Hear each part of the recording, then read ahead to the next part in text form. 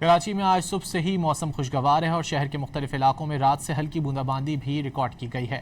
اس وقت موسم کی کیا صورتحال ہے، یہ جانیں گے ڈان نیوز کی نمائندہ انیلا صدیقی سے۔ انیلا، یہ بتائیے آپ کہاں موجود ہیں اور کیسا موسم ہے اس وقت شہر کا، اور محکمہ موسمیات کیا بتاتا ہے؟